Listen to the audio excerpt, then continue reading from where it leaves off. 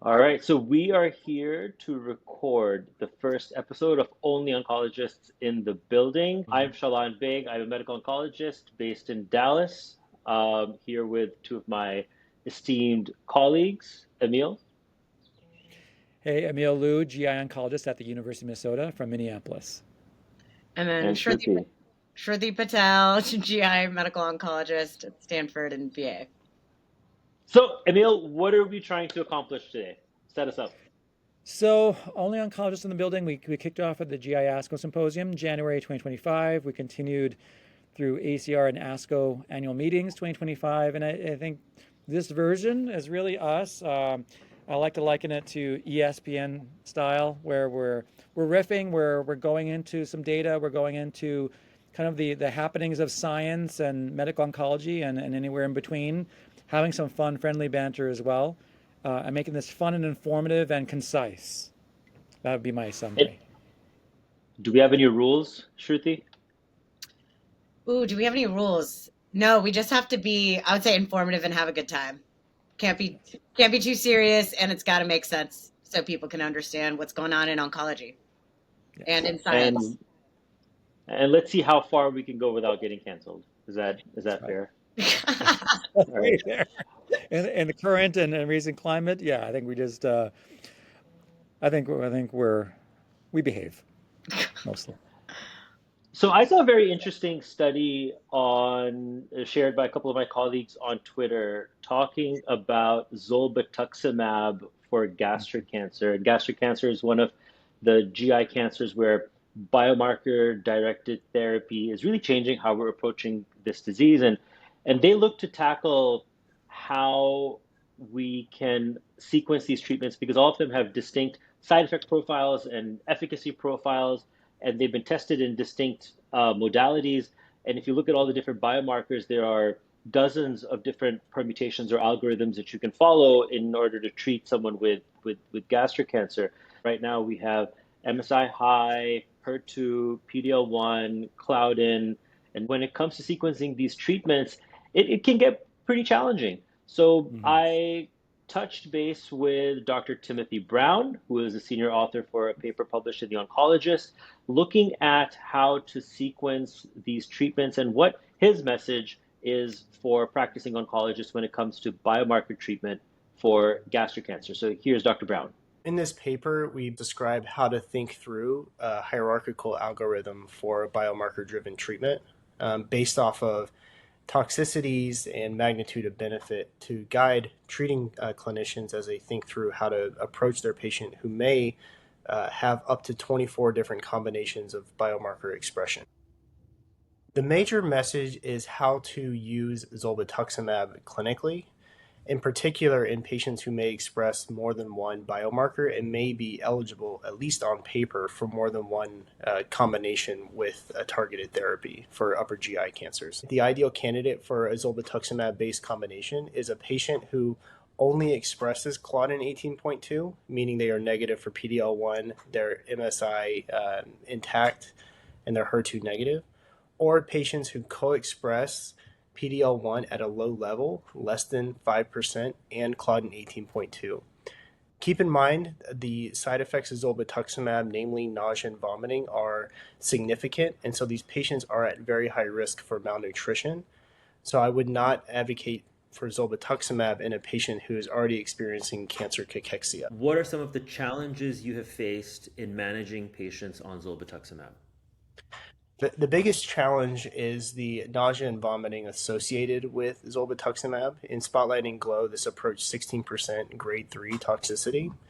These patients require aggressive prophylaxis, both with the infusions as well as at home with ondansetron, prochlorperazine, and I have gotten into the habit of prescribing olanzapine prophylactically for these patients as well. Yeah, so my take on that is that it's getting increasingly complicated.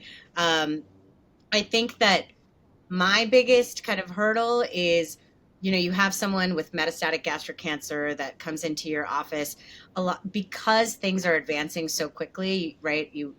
People are getting PDL1, and I feel like HER2 is pretty well known, but the claudin staining I feel like is sometimes a send out, depending on where you're at. And a lot of people, because it's newer, that's the way it always is.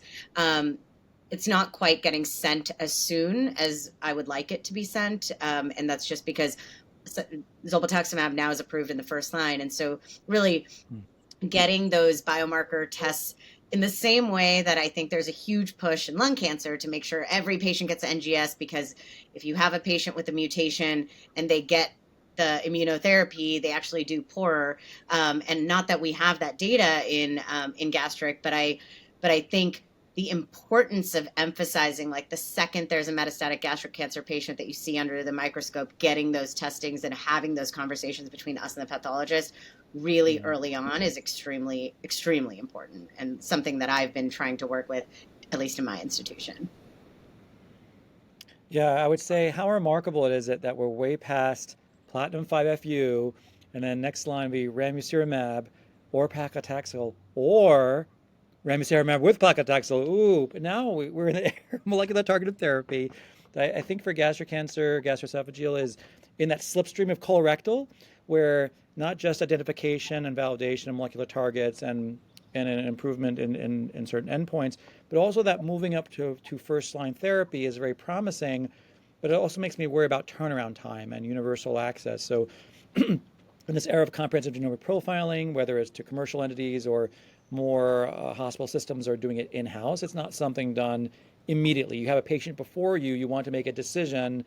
If you have had it, whether it's pathology initiated or you previewed and pulled the trigger for testing, you may not have the information in front of you. So there's a little bit of conditions. Like if you're if you want to start chemotherapy tomorrow or 2 days from now, I might have to start the chemo, but without this. But based on this result that I might not get until a week from now, 2 weeks from now, maybe even later, I might choose this or this. And so I think it's really incumbent upon really slick communication with pathologists, but pathologists really have that responsibility now to turn this around as quickly as possible. And there is a limitation of how quickly technology can work and accessing tissue and so many other factors. But how we can implement the vast array of targets and drugs that are now available to us is something on my mind. And we used to talk about specifically sequencing the biomarker testing because remember, we're consuming tissue, there's a cost for all of those tests. Now, Claudin 18.2 targeted treatments are approved for HER2 negative disease. So you could theoretically think about a testing algorithm that if you're HER2 negative, only then do you test for other biomarkers. But when we're talking about turnaround time, Emil, to the point that you're making, and I think oncologists just want to get the results and know what the profile of their patient is and not have to sequentially order it. And that puts pressure on the pathologists to be aware of the sequence that we're looking at. And then the vendors that we're working with that may be doing next gen sequencing for some of our other biomarkers to be able to give us the results of all the relevant biomarkers at the same time. And what was really peculiar for this story, which is what piqued my interest, is that the side effect profile for zolbetuximab isn't something that you can necessarily ignore. There is normal physiologic expression of the target biomarker along the GI tract, and the rate of GI side effects is pretty high. 1 in 4, 1 in 3 patients can have moderate GI side effects. For patients with gastric cancer who already may be struggling with their diet and nausea and being able to eat and drink. Thoughts about that and how you factor that into your treatment decisions? Yeah. I think that's actually the probably the biggest thing that I factor in because I've given the drugs and there is a significant nausea factor during the infusion, right? You're going back and forth at the infusion treatment center, trying to manage that nausea because you want them to get the treatment, and not every patient is going to be able to tolerate that. That's just the reality. I think I'm definitely one of those oncologists, Shalin, that you're saying that I want the options in front of me. I want to know if they're Claudin positive or not, so I can then make that decision based on their symptoms, how their disease progression. But it's a very, very real toxicity, and I think managing. I think just taking the patient in front of you and seeing what what they're struggling with, the GI side effects that they're struggling with a known GE or GEJ, GEJ or gastric cancer is very, very important. And the side effects are not understated, at least in my experience. I would want to ask you guys. So let's say it's partially what you said, Shruti, and also part of the turnaround time. So let's say a patient before you, of course, understandably says, "I'm just eager to get started with treatment. Start now." And so maybe there's an infusion time available 2 days from now. Let's say you're not going to have the next generation sequencing, genomic profiling results. Do you go ahead and start maybe with results like the backbone of chemotherapy, and do you potentially even see it as an advantage where it's a litmus test? You can see how they tolerate chemotherapy, and you might say, you have the target. I could prescribe zolbetuximab, but I may not do that for a patient that is having trouble from a nausea standpoint tolerating Folfox, and then I might just be adding to it. Maybe let's hold that in reserve. Let's see how the backbone chemotherapy does after a few months on its own. Yeah, I think I would, take into account what their PDL1 was, because I do hope that that's kind of come back around then. But I agree. I think starting with the backbone is not a bad thing, and that's kind of one advantage we have here is that our targeted agents are chemo and not chemo or, and so we do have the advantage. And typically these patients should be started soon as long as you can get a port in. Am I right? In 2 days, but like I completely agree that that's like a way to kind of triage them almost, like how are they tolerating your 5FUs in your oxaliplatin or whatever you're giving. But I think again, the sooner we get those results, the better. I think that there's a lot of Claudin studies out there. So the idea behind, like if you're really struggling with nausea, let's hold the zolbetuximab because there's trials open for second line that we know about that we could refer you to, and some of those trials say you can't have had Claudin in the first line, and some of them say you can. So it's not to say that all patients can't be referred, but I think one way that you can still kind of get around that nausea issue and still know that you're not completely ignoring the biomarker, and still giving them options. So, Shruti, you've been thinking more about 5FU, one of our oldest medications that we're using in GI cancers, and you had an interesting study you wanted to bring up in that context. Yeah. So essentially, since the beginning of my fellowship, my mentor, George Fisher, basically, when I was in his clinic, we never used bolus 5FU. And we'd run the infusion, skip the bolus, skip the leucovorin as well. And essentially, for me, when I came and started doing my independent practice, that was definitely something where I kind of talked to our pharmacist, kind of really had to have like long discussions, and there really never was good data. There was like, if you looked at all the studies in conglomerate, you could understand why we were doing that, but there wasn't really like, oh, look at this paper, this is why we are correct to do this.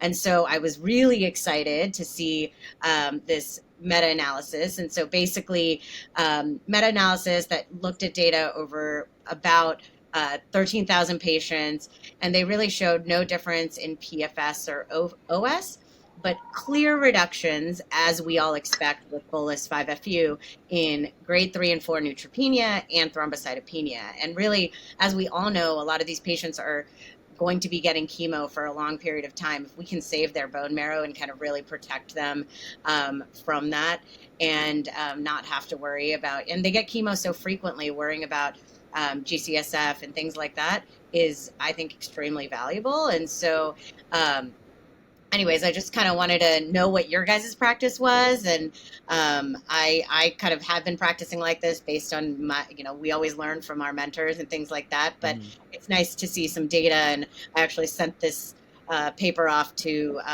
our wonderful pharmacist here just because, it's like obviously we all want to be doing the right things for the patients, and reducing toxicity and preserving PFS and OS is kind of the dream.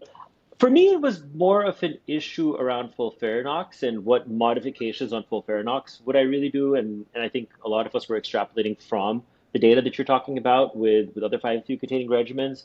Mhm. Um, I did a review when we had just started to do FOLFIRINOX for pancreas cancer way back when, to see how the different GI oncologists in our institution were handling this. But we sat and reviewed the data and then decided to take the 5-FU bolus out of our oncology treatment plan in general. But it is something which stayed in the back of my mind that are we somehow reducing the clinical benefit for our patients? So a lot of times have advanced cancer, we know that the first line treatment, the longer we can keep them on it, the better their course is going to be. And our biggest opportunity to influence their disease course is by giving an intensive first line treatment. So it always nod at the back of my mind that what if there is some additional benefit that we're not offering our patient? And the study that you're referring to does support the decisions that we made in clinic and the practice which we kind of came across through our own individual experiences, and appropriate. And it gives us a way to communicate with our patients as well, because oftentimes when they're reviewing by going through the many different online resources, they expect to see the 5-FU bolus. These studies are extremely important to help drive the type of decisions we're making. It impacts stuff down the line in terms not just efficacy and side effects, but chair time. It reduces the number of phone calls a nurse has to make to the doctor. It reduces the number of phone calls the doctor has to get from the nurses in terms of the clinic operational efficiency as well. And I think at some point we probably should talk to the folks who developed these 5-FU based regimens. Remember, we had the Roswell Park regimen and the Mayo regimen, and I don't know if Shruti they still teach that in fellowship, but it was a big thing when Emil and I were training, and really figure out like what is this a vestigial remnant of?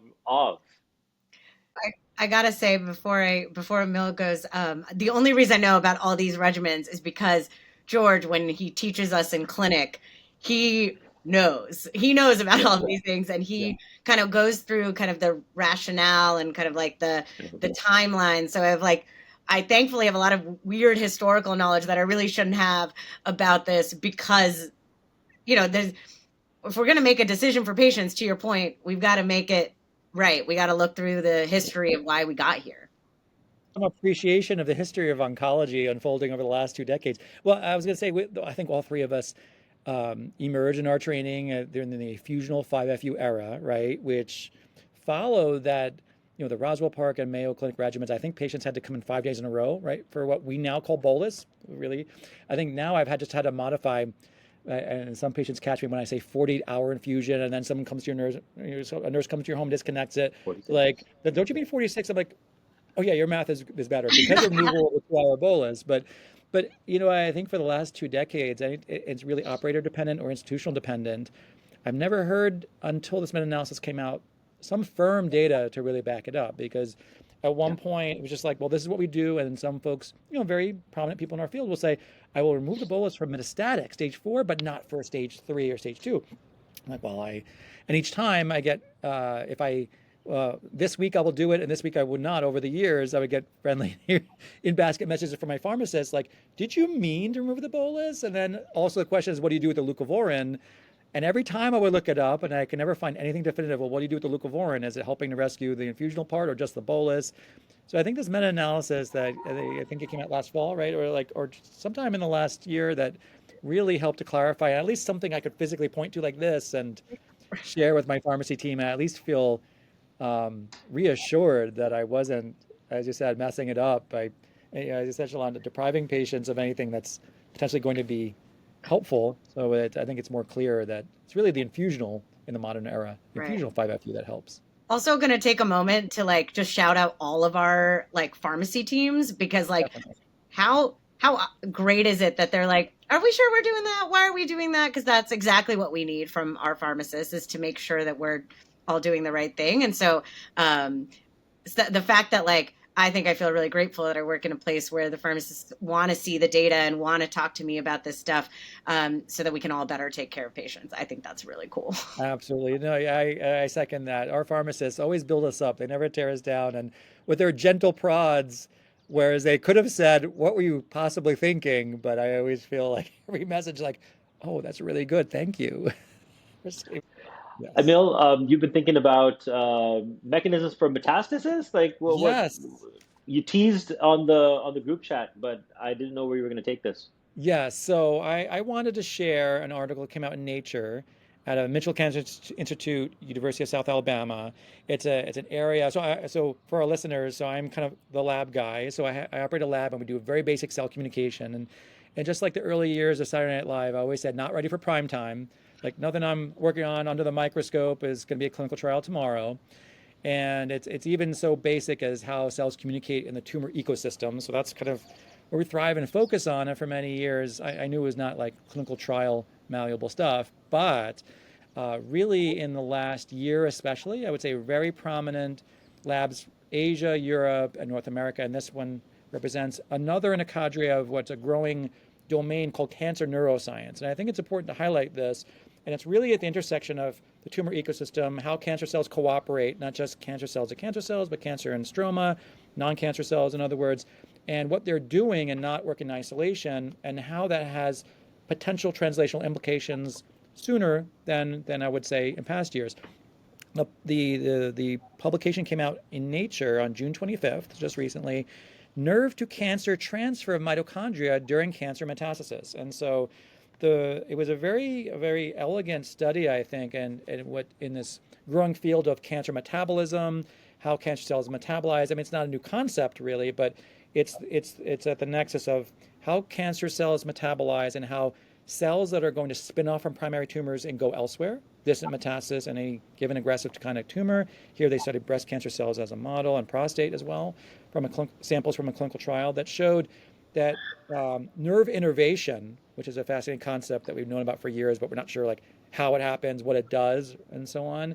But nerve innervation, the nerves that are really infiltrating cancer cells will emit signals or tubes. So these are tunneling nanotubes. This is my specialty for many years, near and dear to my heart. But they're long protrusions like skyways or bridges that will shuttle things. And in this particular case, they were demonstrating mitochondrial transfer by nanotubes and other means. But the point was cells will communicate.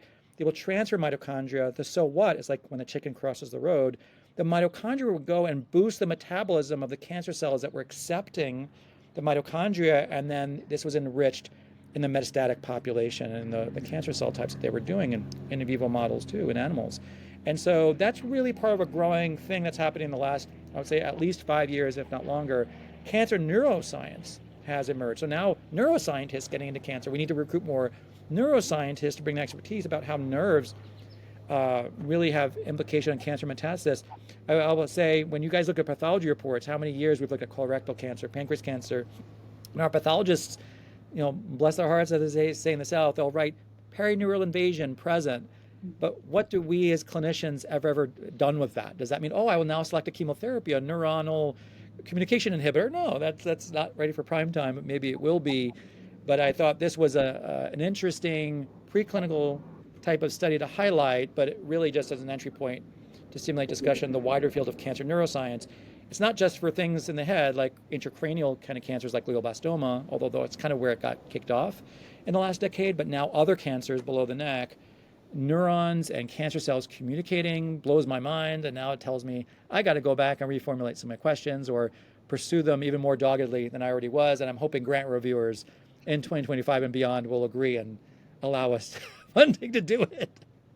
So where do you think it's going to take us? Do you think this is an area that can lead to prevent metastasis in folks with early stage cancer? What's the next couple of questions you'd like to answer? Yeah. So for the last decade plus, I've always put in my grants that if intercellular communication is so crucial, then shutting down the communication system should be a novel therapeutic strategy. And sometimes they get laughed, whether on paper or in presentations, but I think that's not so much science fiction anymore. But I think it would be a novel therapeutic strategy. So in this case, it's nerves, but another lymph node, cancer cell communication, other cancer fibroblast communication, cancer immune cell interaction. There have been some other prominent papers in the last year especially that showed that and the implication for immune evasion. So cancer cells are going around, they're invading the immune system. Now we're understanding a little bit more of the how of things that we kind of knew happened, but we didn't know how it happened. So I think that some of the next steps are, whether they be through cell surface markers or others, how do you kind of cap a nerve, for example, that wants to shuttle mitochondria? How do you stop that from happening? So I can easily see drug screens, and they're not easy to do, but I would say the next decade or decades to come, understanding this in cancer neuroscience in this example, or just in general, preventing shuttling or transfer of mitochondria that apparently we knew they were the powerhouse of the cell from biology 101, but now we're like, wow, they're super powering up cancer cells to metastasize and do bad things. Can we devise therapeutic strategies that are complementary to what we are already using in the clinic? More to come.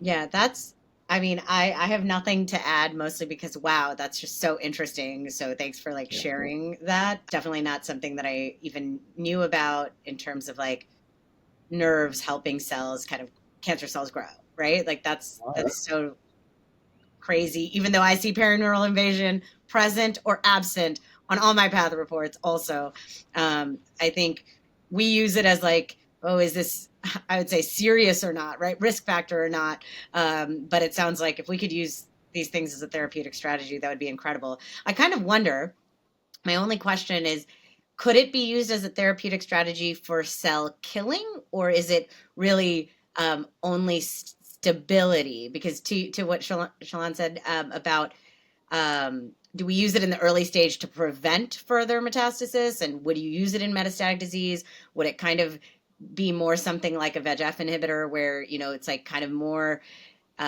focused on stability than actually being able to shrink the tumor? And again, I can't say I know enough about this to comment, but that's kind of what my question would be. I think astute questions, because I think that it's not just what you're inhibiting, but when. When would be the most crucial point? So more biology, more research is needed. But when I think of one size fits all, whether it's stage 3 colon cancer, or high risk stage 2 with the perineural invasion maybe, or stage 4, we're always like full foxing everybody. But there are different circumstances. In the metastatic setting, you're trying to shrink or bring to a grinding halt something that's growing. In the adjuvant setting, it's all theoretical, really, right? We're talking about micrometastatic cells, not something imaged on scans in the ctDNA era. It's maybe or may not falsely or truly detecting it, but it then becomes more theoretical. But what is the timing of it, and does it work biologically? I think that these are things that we have to discover the biology, and hopefully that informs good and rational clinical trial design, which isn't always something that happens in our sphere, but needs to be. I'm mindful of time. We are approaching the 30-minute mark Oh my God. for the first only oncologist in the building. Matcha and cardamom tea. Sorry, kombucha, cardamom tea, Kombucha, and yes. and I and would So say Starbucks. matcha. Vital Life, I please love matcha. sponsor our broadcast. You Yeah, thought you thought so it was matcha because his shirt's all green. Right, yeah, exactly. my brain was confused. Thanks everyone for joining us, and great conversation. Thank you, everybody. Thanks, guys. Thank you.